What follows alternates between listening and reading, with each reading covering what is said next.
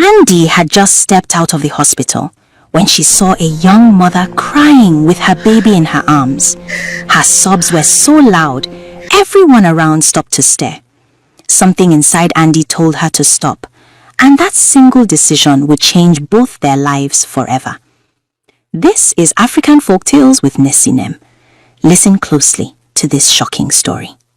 Andy walked over to the lady and asked her what the problem was.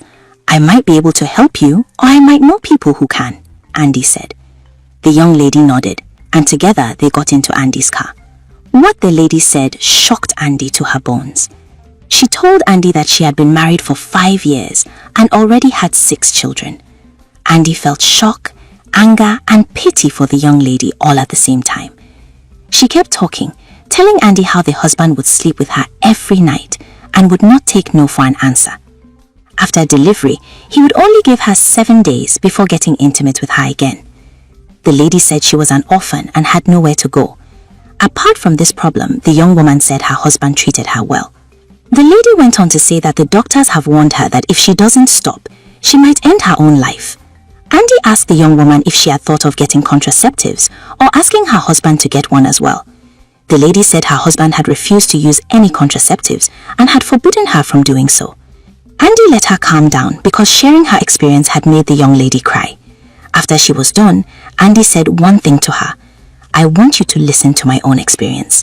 Andy went on to tell her about a friend she had known many years ago named Danny. Danny and Andy attended the same secondary school. Andy and Danny had never been close in school, but they were always cordial. Fate brought them together again at a clinic, and they quickly reconnected. Soon, their casual meetings became regular hangouts. Andy believed a genuine friendship had blossomed, but she was wrong. But if Andy had seen the future and had gotten a glimpse of what would happen, she would have walked past Danny and not bothered to look her way, or better still, pretended she was blind. Andy had just gotten a job at a university as a lecturer, while Danny was a stay-at-home mom married to a successful businessman with 2 boys. One day, Andy confided in her friend that she would love to settle down, but she just hasn't met the right person yet.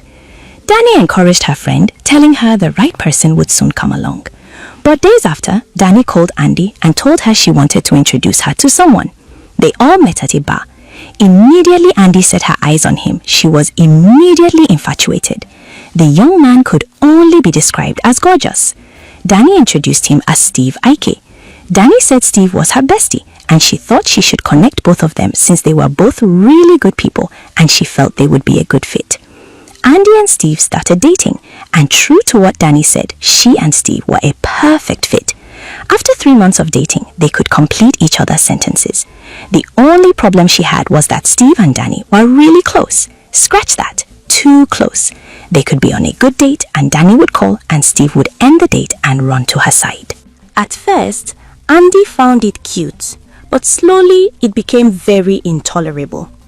They would sometimes wear the same outfit, but exchanging gifts on Valentine's Day was where Andy drew the line.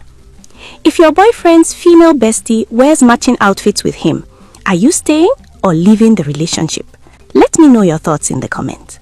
But Steve told Andy that what existed between him and Danny was just a friendship and nothing more. After 2 years of dating, Steve organized a surprise engagement, and a very happy Andy said yes. After Andy accepted the ring, she looked up to see the write-up on the wall of the hotel room. It read, "Danny, please marry me." Danny quickly explained that the mix-up was from the planners. She had given them the correct name and they had switched up the letters. That could have been another sign, but Andy overlooked it. After their engagement, the wedding preparation started. Though Danny was her good friend, it bothered Andy that Steve had to run all the wedding preparation decisions by Danny. But Andy tried to keep calm. She didn't want it to look like she was complaining too much, and so they forged on. Danny picked the wedding colors, the vendors, and the hotel they lodged. Andy felt suffocated. A few weeks to the wedding, Andy confided in her sister, Comfort. Her sister was mortified on her behalf. "You mean he passes all the decisions by her first?" she asked Andy. "If she was his mother, we would call him a mama's boy. But what do you call this?" Comfort asked. She advised her sister to put the wedding on hold and table the matter of boundaries with his bestie, or she walk away. But Andy couldn't see herself calling off the wedding. There was no way she was going to do that. Andy thought of the embarrassment and continued. She really felt things would change after the wedding and Danny was going to give them some space. But she was so wrong. They traveled to Mauritius for their honeymoon and Andy was shocked to find Danny vacationing there with her husband. Andy was slowly reaching her breaking point. Before we continue, a big shout out goes to Ree, watching from the USA, and Joanne, watching from Antigua and Barbuda. Leave me a comment telling me your name and where you're watching from. I'd love to give you a shout out in my next video. If you're enjoying this story, click on the like button. Share this story with a friend or two that will enjoy it. Consider subscribing to this channel for more intriguing African tales. Back to the story. One day, Andy was offered a 5-year training in Germany. At this point, their marriage was only 3 months old. Andy debated between passing off the training to focus on her marriage, but it was a great opportunity with a promotion and attractive benefits waiting. Steve told her to decline, telling her that Danny thought her leaving was a very bad idea. That was the straw that broke the camel's back. Andy accepted the offer, and truly, going to Germany propelled her career, and aside from her job, she was able to access a lot of side hustles and gigs. Andy was able to send money home, and with it, Steve was able to build 5 houses. Though Andy wasn't present to see Steve and Danny continue that best friendism, they didn't stop posting videos and pictures on the internet. Every birthday, Steve would rush to the internet to make posts long and heap praises on Danny, with hashtag #BestiesForever being their hashtag. After completing the training and a few years of fieldwork, Andy decided to surprise her husband. She got to the house and he knew she was at the right place because she had been sent pictures and videos of their house. Everything looked exactly like the picture Steve had sent her. She pushed the door open gently, expecting to surprise her husband. But the person she saw standing in the living room made her heart stop. It was Danny, and Danny's stomach was round and heavy with pregnancy. The tray in Danny's hand slipped and crashed to the floor. Both women stared at each other in stunned silence. Just then, the door behind Andy opened. Steve walked in. The moment his eyes fell on Andy, the color drained from his face. "Andy, what are you doing here?" Steve asked. Andy was confused. She all of a sudden felt like an intruder. She looked up and her eyes sighted a portrait of Steve and Danny in a photograph at what looked like a baby shower. The way he held her didn't look like two besties taking a picture. Then she saw the picture that broke her heart. It was a wedding portrait of Danny and Steve. Andy forced her way in and walked up to the wedding portrait hanging on the wall. "What's the meaning of this?" Andy asked. "Well, now you know," Steve said casually. "Danny and I are married," Steve said. Andy felt like she was being pranked. "Hold on," Andy said, as she struggled to make sense of what was happening.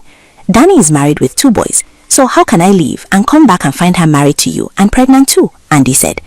Danny took a seat and started munching on a plate of snacks, completely unbothered.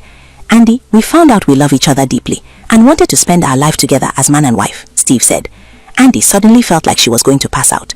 The same lady that had introduced her to Steve was the one stabbing her in the back. "Danny, how could you?" Andy said. "Oh, please, stop playing victim. You obviously knew we were more than friends, but you still went ahead and married him," Danny said. Andy felt she was in some sort of dream world. "Look, if you must know, I only married my husband because he had money. Steve is the father of my 2 boys. Immediately you went abroad and started sending money home, we decided to drop that boring man I was married to. And with your funds, we have created a life for ourselves," Danny said. Andy suddenly felt unsafe. She immediately walked out and the door was shut behind her. That night, Andy did not sleep. She replayed everything Danny had said over and over in her mind. She couldn't believe the very woman who introduced her to Steve had teamed up with him to use her. By morning, the tears had dried. What remained was anger and determination. The following morning, she returned with the police. She arrested both of them. She charged Steve to court and sued him for bigamy. Though there was no proof of a legal marriage between Danny and Steve, all the properties were seized and everything was handed back to Andy. She continued with her life like nothing happened. Andy looked at the young lady who had stopped crying and was listening to her intently. "I am not asking you to leave your marriage, but I want you to understand one bitter truth. If anything happens to you, your husband will move on, faster than you think," Andy said. She remained quiet, allowing the words to sink in. Then Andy brought out her card and gave it to her. "When you're ready to take charge of your life, you can give me a call," Andy said, and the lady thanked her and left. As the young lady watched Andy drive off, she couldn't believe what she just heard. That night, as her 1-month-old baby slept in his cot and her husband slept soundly beside her, Jasmine had a decision to make. Just like every other night, he had insisted they get intimate. That night, Jasmine sent Andy a message. The following morning, after her husband had gone to the office, she took her 5 kids to school. Jasmine got into a cab and went to Andy's office. After talking with Andy, she went back home with a job. When Jasmine told her husband Enze that she had gotten a job, he was furious. He paced around the living room angrily. "Have I ever failed to provide for this family?" he shouted. Jasmine kept her voice calm. "For 6 years, my body has been your factory for children. Now I want to live," Jasmine said. Enze laughed bitterly. "Who will take care of the children? Or is that your new boss's job now?" Jasmine explained that she had already arranged for a house help and that her baby could stay with her at work until she found a creche. But Enze was not convinced. From that day, the atmosphere in the house changed. Enze became cold and distant. He barely spoke to Jasmine. But something else changed too. For the first time in years, Jasmine began to feel like she had control over her own life. 3 months later, Jasmine's new job was going very well. Her boss admired her dedication. Within 3 months, she had already helped the company secure several important clients. But one afternoon, something strange happened. Jasmine saw a woman sitting in the reception area crying. The sight reminded her of the day Andy found her outside the hospital. Jasmine walked closer to the woman. Something about her looked familiar. When the woman finally lifted her face, Jasmine froze. It was Enze's secretary. The secretary was trembling. "Madame, I didn't know who else to talk to," she said. "What is it?" Jasmine asked. The woman hesitated before speaking. Then she whispered, "Your husband is the father of my baby." Jasmine felt the world spin around her. The woman continued crying. "He told me he wasn't sleeping with you anymore. He said you were always pregnant and sick." Jasmine couldn't believe what she was hearing. For years, she had almost destroyed her body giving him children, while he was secretly sleeping with another woman. That evening, Jasmine sat quietly in the living room waiting. When Enze entered the house, he loosened his tie and smiled. "Why are you sitting here all alone? Were you missing me?" he asked. Jasmine looked him in the face. "Your secretary came to see me today," she said calmly. Enze froze. "What are you talking about?" Jasmine pushed the envelope across the table. "She is pregnant, and she says the baby belongs to you." Inside it was a DNA test request form. Enze looked confused. Jasmine's voice hardened as she stared at him.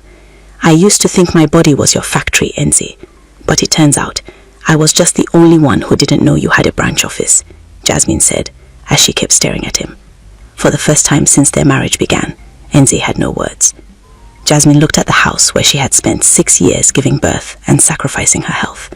For the first time, she realized something painful. She had never truly been happy there. Jasmine packed her bags that night and took her children with her. She moved into a small apartment close to her workplace. A week later, she called Andy. "Thank you," she said softly. "For what?" Andy asked. "For saving my life the day you stopped your car. Now I want to ask you something. If you were Jasmine, would you stay in the marriage for the sake of the children? Or would you walk away and start your life again? And another question. Did Andy ignore too many warning signs before marrying Steve? Be honest. Tell me what you would have done in the comment section. Sometimes, the advice we give others comes from the pain we once survived. And sometimes, walking away from a toxic situation is the bravest decision a woman can make. If you enjoyed this story, I am sure you're going to enjoy the story on your screen. Click to watch, and I will see you there.